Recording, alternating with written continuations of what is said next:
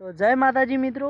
તો હવે ડીસાના એક બાઇક રેસિંગ વાળો ભાઈ છે એ વિક્રમ સોલંકીને બોલાવે છે અને એવું કહે છે કે ચાલ આવી જા હવે રેસિંગમાં। અને વિક્રમ સોલંકી અને આ બંને વચ્ચે કંઈક મેટર થઈ છે અને એના કારણથી હવે આ વિક્રમ સોલંકી આ રાઇડરને કોઈ જવાબ નથી આપતો।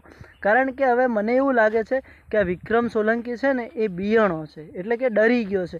અને એ વિક્રમ સોલંકી અને ડીસાનો રાઇડર છે એ બંને વચ્ચે એક શરત થઈ છે, એટલે કે જે પણ હારશે તે એકબીજાનું બાઇક એકબીજાને આપી દેશે।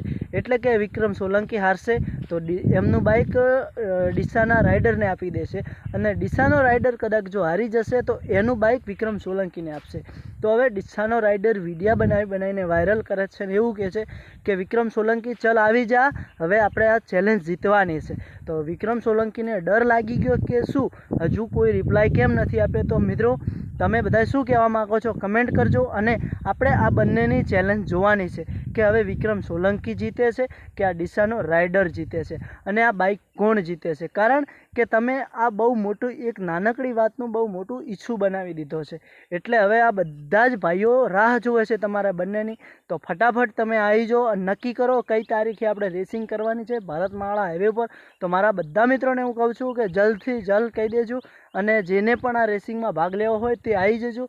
હવે આ બંનેમાંથી કોણ જીતે છે અને કોણ એ સાચે બાપનો દીકરો છે, એક બાપની ઓલાદ છે કે હાર્યા પછી બાઇક આપે છે કે નથી આપતો, એ આપણે જોયું છે। તો વિક્રમ સોલંકી તમે પણ આવી જજો અને ડીસાના રાઇડર તમે પણ આવી જજો અને ફટાફટ કોમેન્ટ કરજો। ચાલો હવે મળીશું ભારતમાળા હાઈવે ઉપર।